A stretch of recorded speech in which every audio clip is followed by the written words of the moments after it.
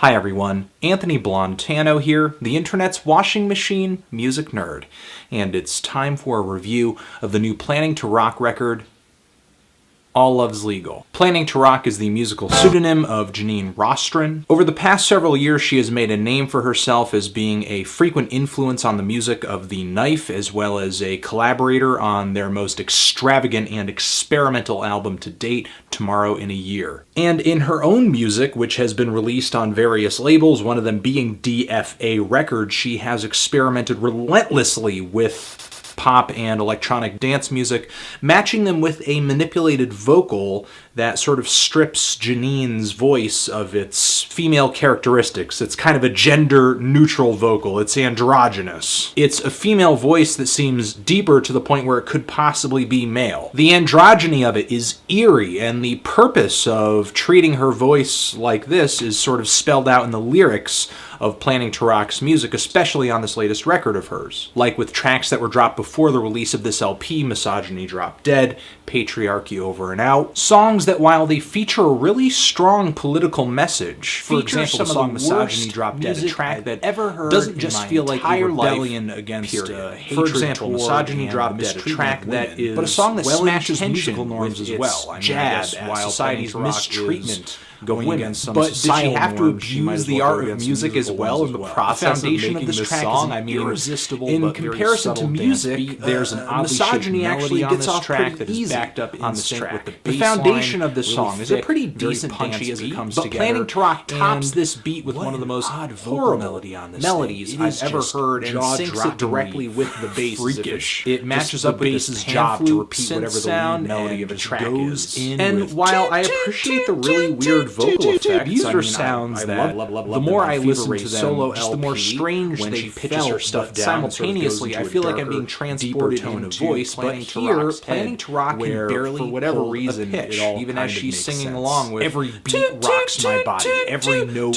twists my brain, every lyric flips a gender norm. I know that seems like a really ridiculous, over-exaggerated impression, but that's literally what it has all these synthesizer string leads. The more I listen to this song and this record in general, the more I feel like I'm slowly being transported solo being performed without me fully realizing into this musical hell where sound really only exists. I like that Planning to Rock plays with very accessible elements of every tone music, annoying then pierces an eardrum.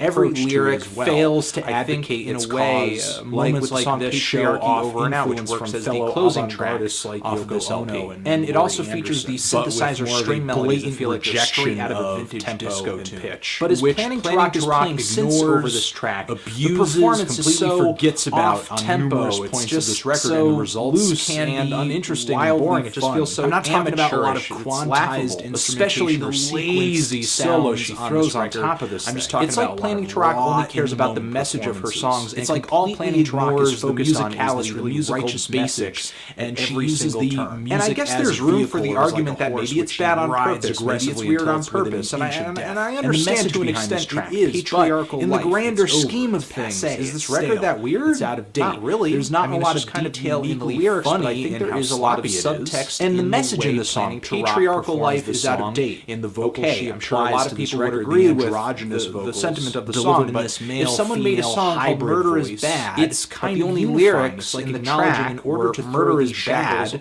Well, I mean, for sure, most people would agree with the message of the song, but that doesn't mean that the message is being put in this way, or so many songs that are pretty grating. It's weird because this record brings up utilitarian questions for me. It makes already beautiful. Is it worse to advocate bad ideas well or advocate good ideas more powerfully? And you know, I don't know which is worse. It sort of points out the futility of governments or society standing in the bad playing, the beats that repeat and repeat going into a consensual boring by the end of the song. All make these very sympathetic and positive tracks seem kind of laughable. Gift that gives life its purpose. On paper, the song is a really nice ballad.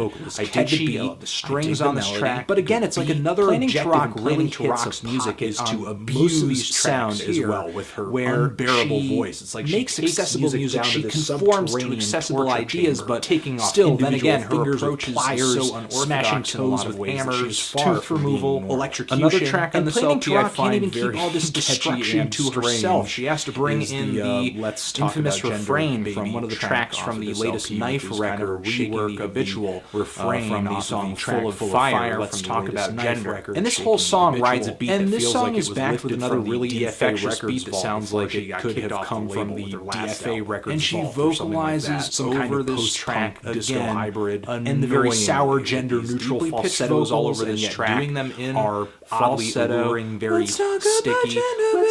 Again, we have another bad, lazy lead synth melody that mimics the reinforced bass line, rides the beat, just kind of goes and goes and goes. I get the same enjoyment rock has no concept whatsoever of freakish dance track with this distorted, skittering. It's the same issue on the song "Public Love," which is the longest track on this thing, is so primal, as well as and the vocals are more torturous than ever heard.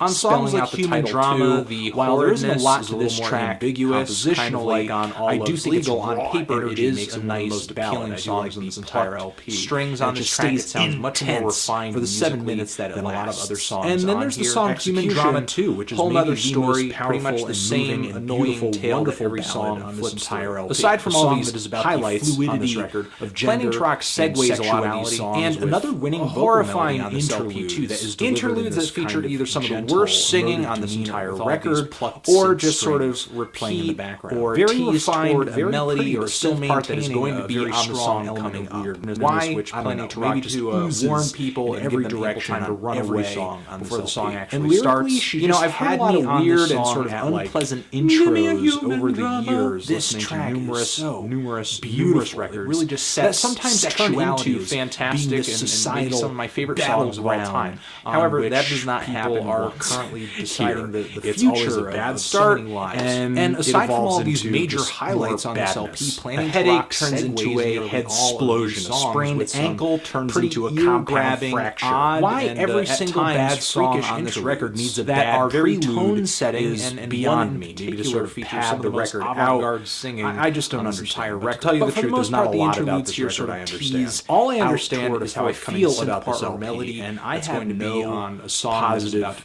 feeling, maybe give it more of an atmospheric backdrop. Aside from the messages and sort of the beat sets political philosophy of this record, which I've heard a lot of weird intros, but that still doesn't excuse this record from being one of the most unappealing art pop channels I've ever heard in my life. You know, I understand that sometimes very simple, basic writing and some of the most loose playing and because they definitely singing can have admirable qualities to them, and sometimes it's not completely apparent as to why, and I'm not even sure why 100% of the time. Energy. However, in the case, a lot of context of Planning to Rock's music, all of these elements add up a record in the worst of ways. The message behind these songs, the beats, the manipulated vocals, the melodies on this record, I can't tell if they add up into something nearly indescribable and amazing, or if there's some other element being thrown into the recipe that I just can't put my finger on. All I know is that all of these characteristics add up into